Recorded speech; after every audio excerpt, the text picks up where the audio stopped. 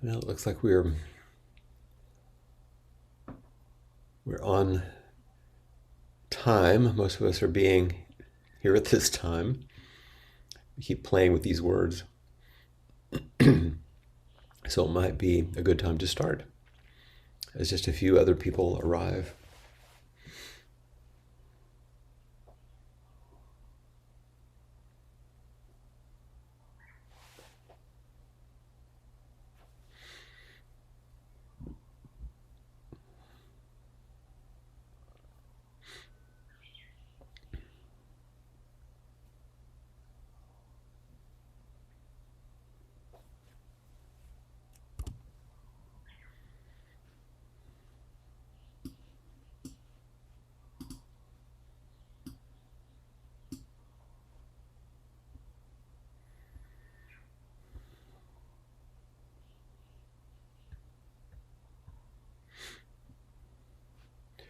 Yeah, maybe we have a good quorum at this point. Pardon me. Um,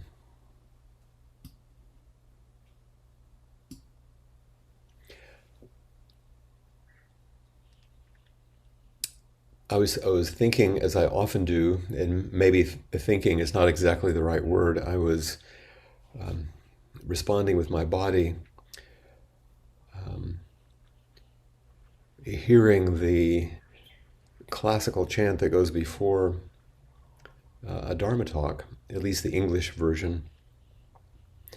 An unsurpassed, penetrating, and perfect Dharma is rarely met with, even in 100,000 million kalpas.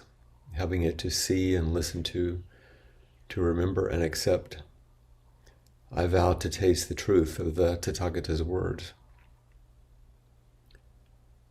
And you've probably heard me say this before, but I think it's always nice to remember, since we don't chant it, so it's not common for us.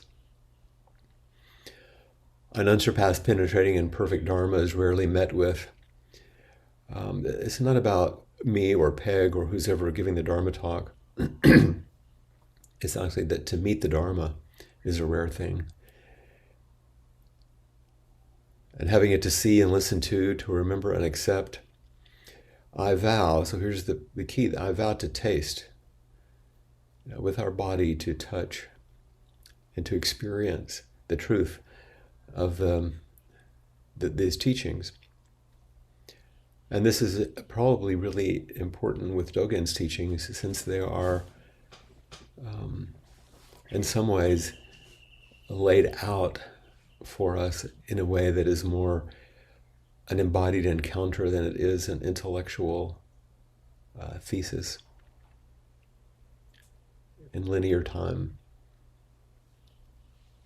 In fact, Dogen writes, I think, especially in Uji, in this kind of spiraling sequence, curving back on himself.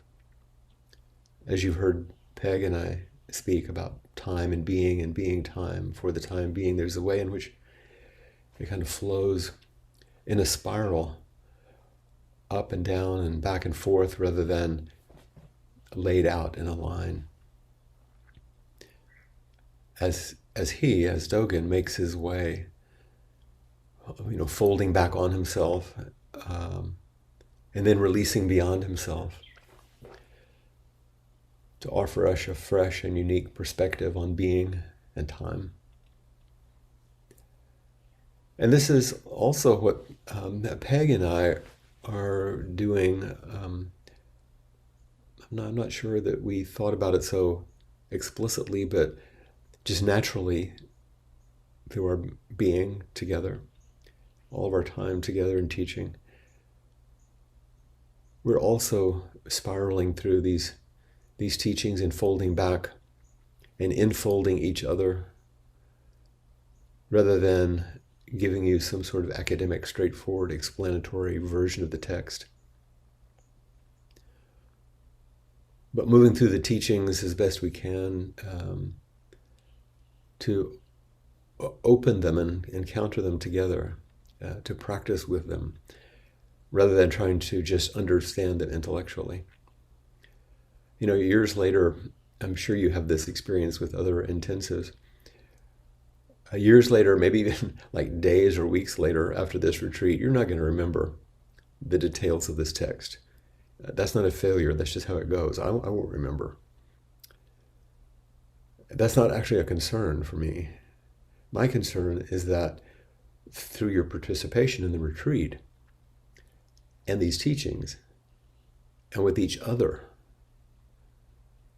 that some inspiration or guidance or transformational experiences will have been offered that you will remember in your body and that might benefit you and other people over time. That's really what's more important.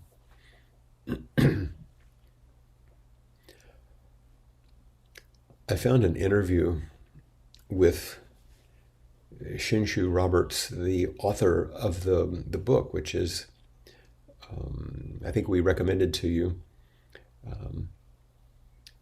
which is a walk through this text in a very beautiful way. I knew her as Kokai. That was her first Dharma name. It was changed in Dharma transmission. And for those of you who are in Austin, Shinshu was a student at the University of Texas. And she lived on 32nd Street in a house, a little tiny house that was torn down, like many houses these days, years later. And wouldn't you know it, it was the lot on which Aaron and I built our house on 32nd Street, right off of Lamar in Austin. And she was an attendant to Blanche Hartman when she came to Austin to do a retreat. And so we got to know her. Listen to these words that she speaks in an interview with the Insight Journal back in 2019. She said, ultimately, as practitioners, we must move beyond an intellectual deconstruction of Dogen and enter the realm of practice. So that's what we're offering you. She says, we take up Dogen's teaching in our everyday life as a koan and ask, how does this apply to my life? Until we gain insight into the teaching. So she said, you gain insight by applying it in your life, not by intellectual understanding. She said, intellectual understanding is only a beginning. To progress, we must have a deep faith in Dogen's understanding and its practical application. Our understanding must be organic and reflect the truth of our situation as individuals. It has to become personal. And I would say, as Peg mentioned yesterday in her talk, our understanding must be organic, as Shinshu says, because it's based in our body.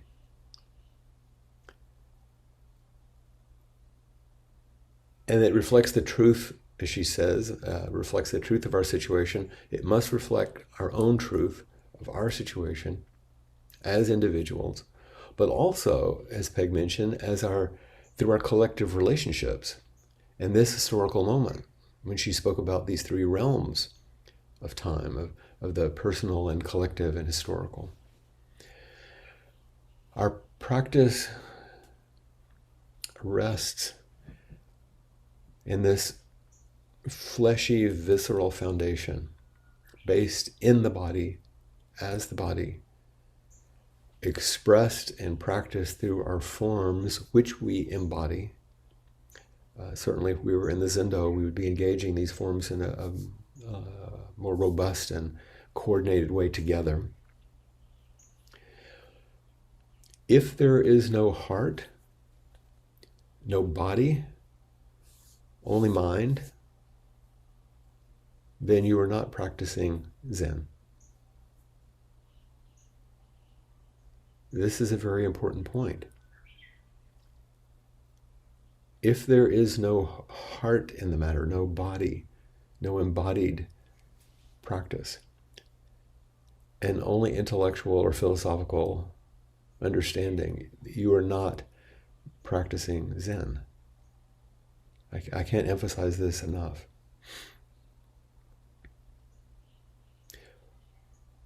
just returning to that interview just for a moment, Shinshu says Dogen's teachings do apply to our everyday life, believe it or not, as you read them. His intention is to bring us back to our true nature within the context of our daily experience. She says, I think the difficulty we experience with his language,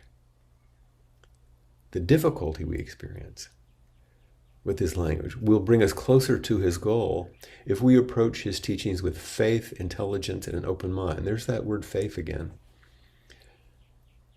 It's as if the difficulty with the language, she's saying, is actually one of the entry points. She says, because Dogen is not easy to understand, the difficulties we encounter with the text may free us from our preconceived ideas about practice realization. We have to work with Dogen and open our minds to his point of view.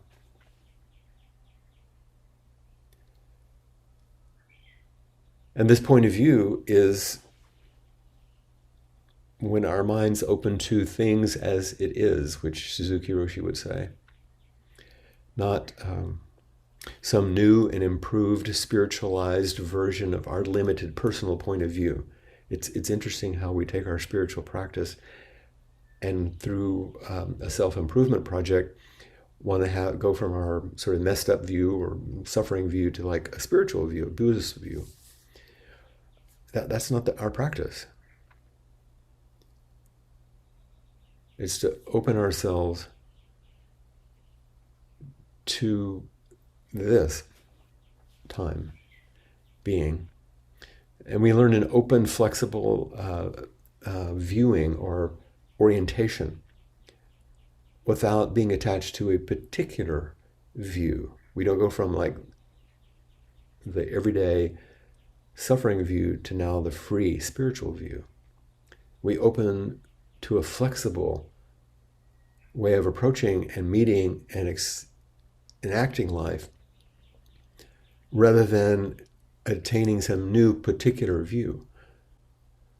And we're free to explore and to take on and relinquish all views as they move through us. And we move with the flow of contingent reality, which is being time. I would recommend that you, if you take the annotated text that we sent yesterday, which is numbered in various sections,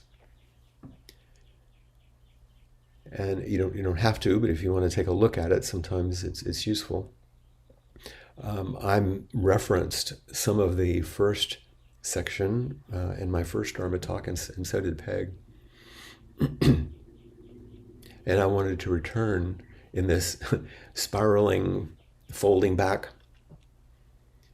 teaching to a portion of that number 1 section in the translation we're using, where it says a golden 16-foot Buddha is time.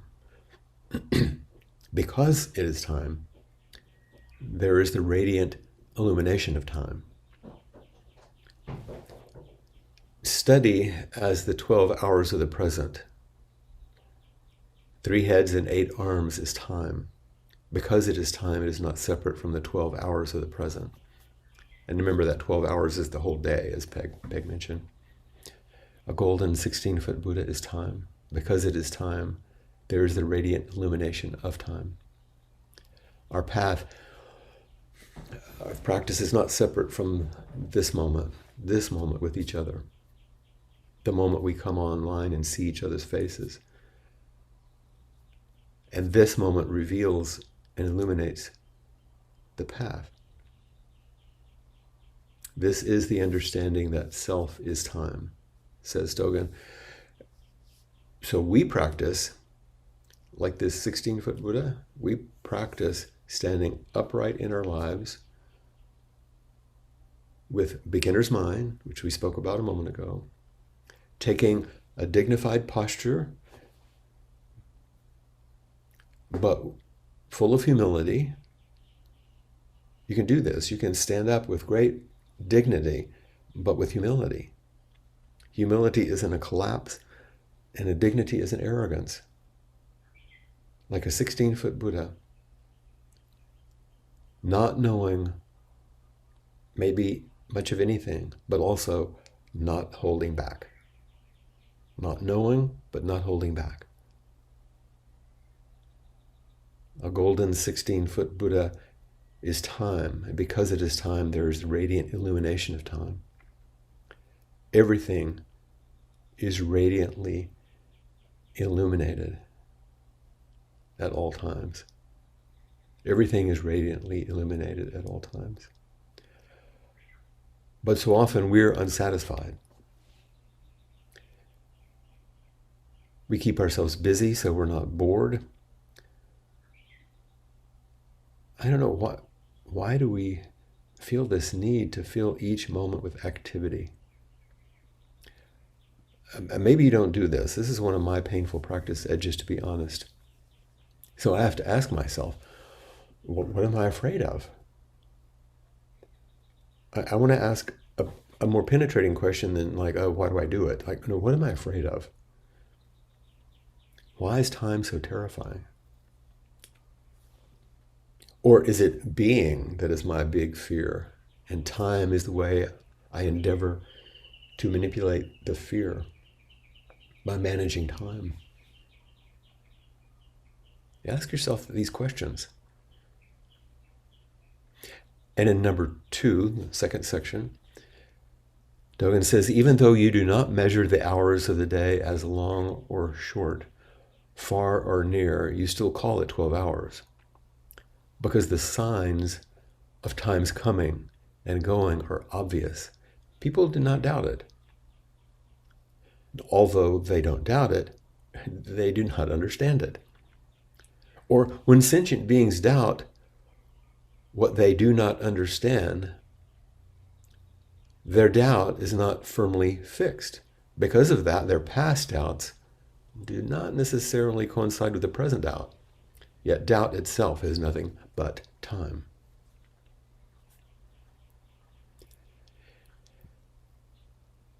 Everything is too immense to understand. Everything is too immense to understand. Peg mentioned what it was like for her to look into her father's face as he was dying silently, and what she called before the enormity, which I thought was a beautiful phrase, of the moment of time. Just to sit upright in the silence and stillness of zazen. To inhale and exhale is everything.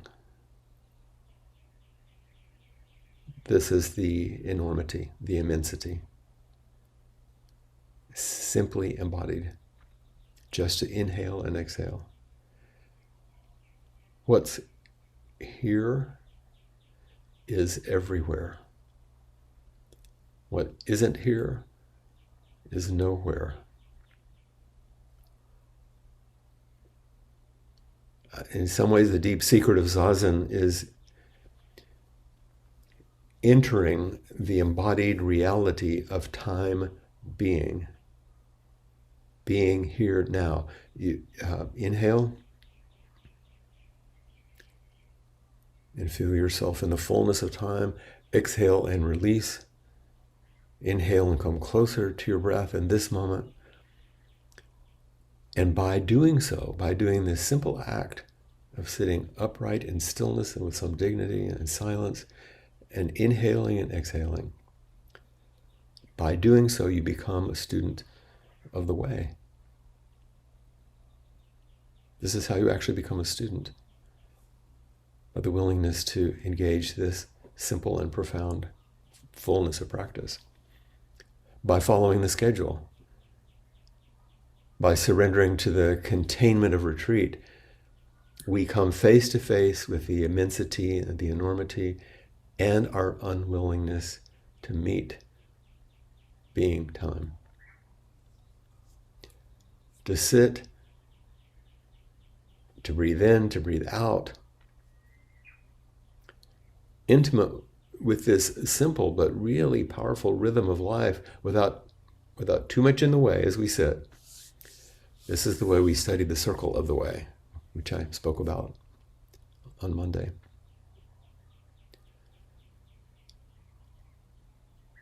And remember that radiant Buddha, we shine a light on our negotiations with life as it is.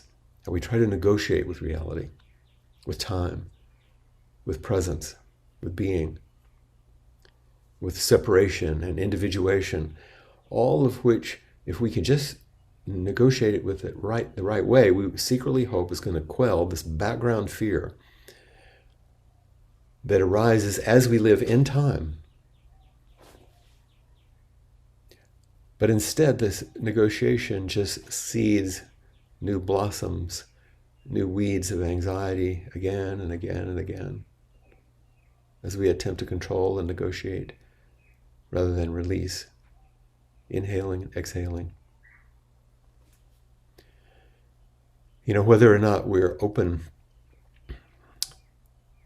to including the totality of our experience, as our being, the totality of life is always present anyway. We're living, being time fully, constantly. We can turn toward it and notice it or negotiate with it. And this shows us, I hope you began to get the idea that our daily life and our spiritual life are the same thing. We may doubt this fact, as Dogen says, but this doubt is nothing but time.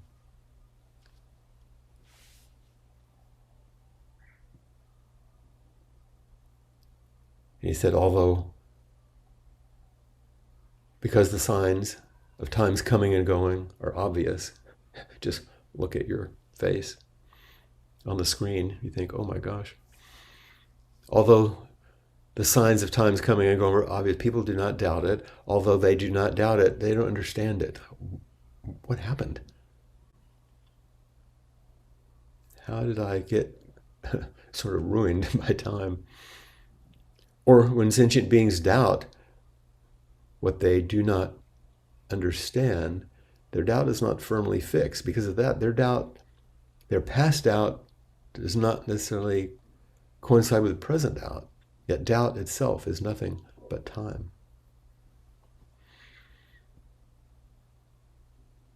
And number 3, Dogen says, the way the self arrays itself is the form of the entire world. See other things in this world, this entire world, as a moment of time. See each thing in this entire world as a moment of time. Things do not hinder one another, just as moments do not hinder one another. The way-seeking mind arises in this moment. A way-seeking moment arises in this mind. It is the same with practice, with attaining the way. Thus the self, settling itself out in array, sees itself. This is the understanding that the self is time.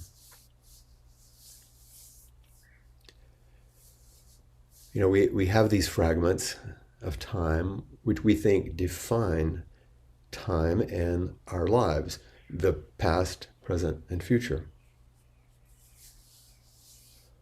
But how much time does it actually take to be here in this instant, which is not this instant as soon as it happens?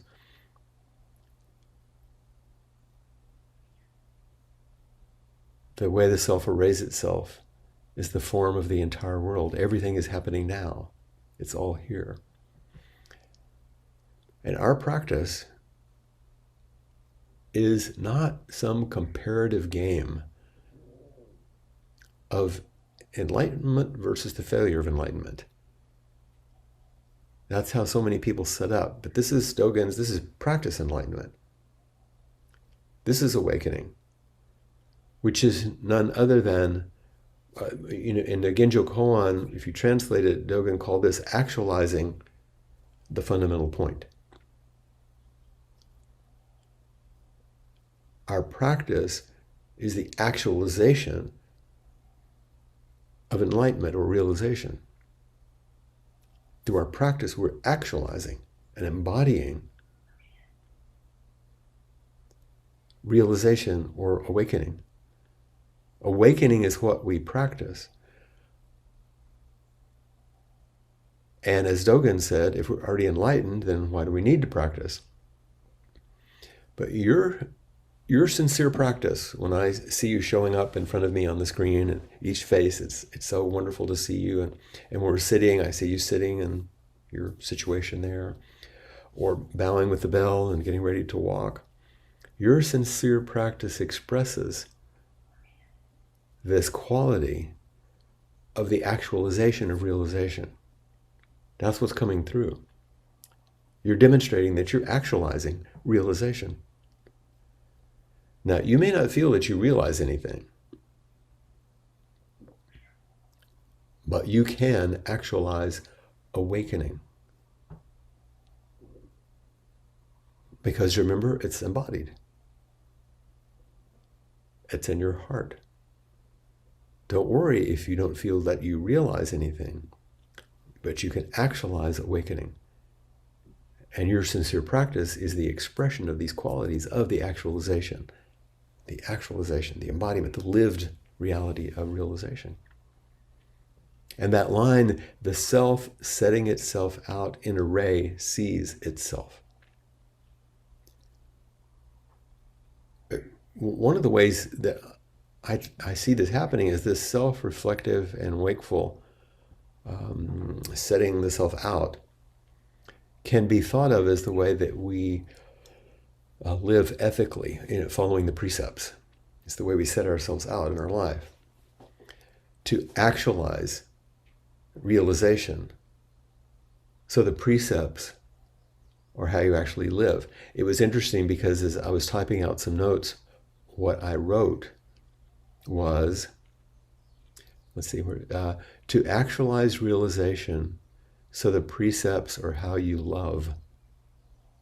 And then I went, oh no, I meant to live. And I thought, well, maybe to actualize realization so the precepts are how you love, maybe is better.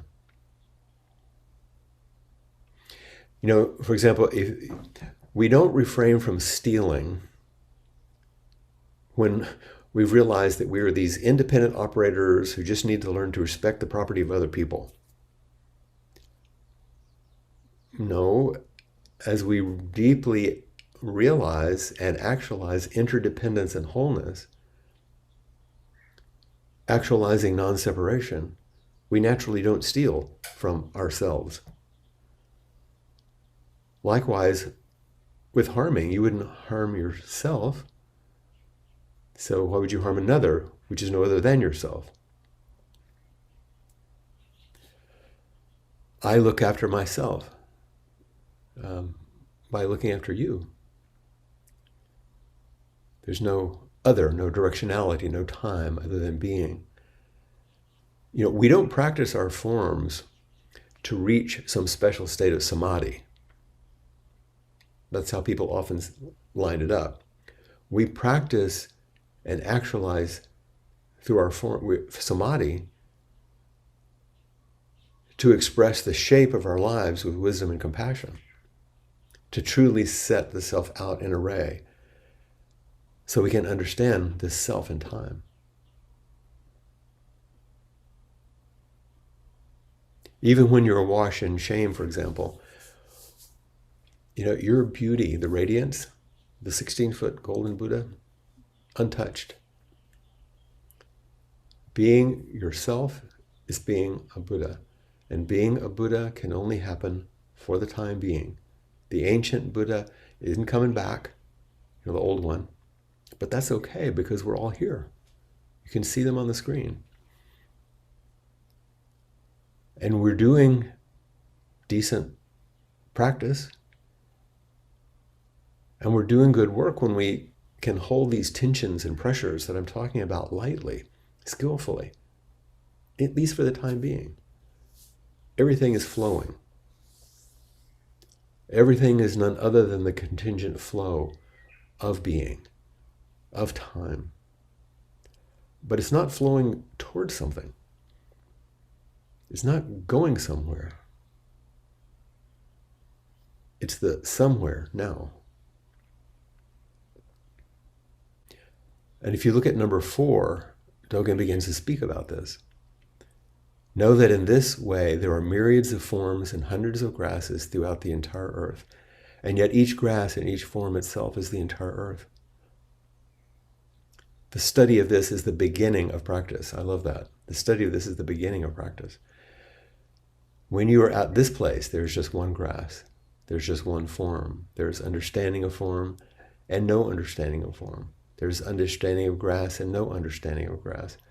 Since there is nothing but just this moment, the time being is all there is. Grass being, form being, or both being. Each moment is all being, is the entire world. Reflect now whether any being or any world is left out of the present moment. We chant about the teacher being the present moment. Each moment, life as it is. And this reminds us over and over, even though we forget, I think that there's not some guru out there. Dogen isn't some old Zen master who's going to import ancient wisdom to you. We're not prostrating in submission to anything or anyone, even as we do surrender our self-centered dreams as entrance to the way. We're also not working to help you adopt some new, better belief system to cling to, no dogma or theory, some theology or philosophy, yet, we do have depth. I think you can feel this and you hear it in inquiry. We have depth and we do have real practice. Being in time. And we're being told by Dogen here in this segment that the present experience is really the core teaching of Zazen. The problem is that we forget it. We forget about the moment-to-moment flow of life because we're so caught up in our ideas about how things should run and how everybody should act. We're filled with all these things that we call, these days our core beliefs. And they sound so static. As if they're cemented into our foundation. But for Dogen and for us, I think our core beliefs really are momentary if you take them outside of time. And contingent, because they are in the flow of everything. They float up into awareness and they pass away. They're not fixtures or static parts of our personality unless we cling to them as such. We can see through them. Even as we turn toward them, respect them, soften our commitment to them, unburden our fear and even our trauma over time, which has never touched the 16-foot golden Buddha, by the way. Number 5, yet an ordinary person who does not understand Buddha Dharma may hear the words, the time being this way. For a while, I have 3 heads and 8 arms. For a while, I'm an 8 or 16-foot Buddha body. This is like having crossed over rivers and climbed mountains. Even though the mountains and rivers still exist, I've already passed them and now reside in the Jewel Palace and Vermilion Tower. Those mountains and rivers are as distant from me as heaven is from earth. It is not that simple. At the time the mountains were climbed and the rivers crossed, you were present. Time is not separate from you. And as you are present, time does not go away. As time is not marked by coming and going, the moment you climb the mountains is the time being right now. If time keeps coming and going, you are the time being right now. This is the meaning of the time being. Does this time being not swallow up the moment when you climbed the mountains? And the moment when you resided in the Jewel Palace and Vermilion Tower, does it not spit them out? Every moment is swallowed by time. Every moment is none other than time. Dogen says, in the Genjo Koan, to study the Buddha ways, to study the self is to forget the self. To forget the self is to be actualized by the myriad, the 10,000 things. So what's the purpose of all of this? Really? Why would you invest a week of your precious time? In some ways, I think there's this longing to be free to be ourselves. And when I say be ourselves, I don't mean indulge our habits and preferences. Like, I'll just be myself, do whatever I want. No, I mean to be your actual realization of awakening. To actually be Hawaii, to be Chicago, to be Austin, to be Madison, to be the north of England, to be the coast of Lake Geneva, to be hot and cold.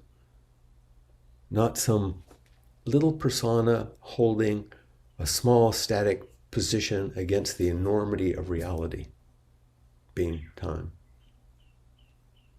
When we're free in each moment, we can respond to the flow of conditions. And we realize that ourself is this elastic construction. I know it's strange, maybe embarrassing to say, but we're different people around different people, aren't we? And when you follow conditions intimately, deeper and deeper, you end up with being time. But when you follow your conditioning deeper and deeper, you end up in cycles of suffering. When you follow conditions intimately, deeper and deeper, you reside in being time. When you follow your conditioning deeper and deeper, you end up caught in cycles of suffering. But as old narratives fall away, moving through your body like ocean currents we spoke about the other day, strongly surging by energies we can't even see, you can allow the salt water of your blood to move through your body and the salt water of your tears to flow. And can you allow joy and freedom to be carried along on those same currents?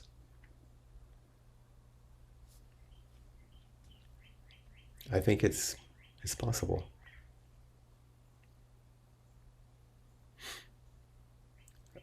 Number 6, I won't read the whole thing, you can take a look at it. It talks about the mountains, the myriad peaks, yesterday's time, today's time, the 6 or 18 foot, the sitting or the standing Buddha. It looks as if it's nearby, but it is exactly here. Thus, a pine tree is time, bamboo is time, Hawaii is time, Chicago is time, Minneapolis is time. Our practice isn't a straight path. You could get triggered and then you become like this little kid speaking to somebody, but you might also notice that the person speaking to you inside isn't your big sister or big brother any longer. It's not your father or your teacher or this difficult person. And you've had a lot of experience and a lot of years under your belt now, a lot of time, more than the young one who you feel is being spoken to. Being this time, experience moves certainly as variations of these old themes from your past, but and maybe from the past of the others too, who seem to be doing the speaking, but it's not a precise repeat from previous time. There is movement in space, and this time there's a possibility for creative engagement here, now, including everything. Nothing left out. Nothing left out. So let's offer you a little time now to be together. And look at each other, listen to each other, see each other, feel each other. Open your hearts to each other, or keep your hearts closed and examine a closed heart. Everything's included. But let this time be a lifetime and be yourself. Thank you.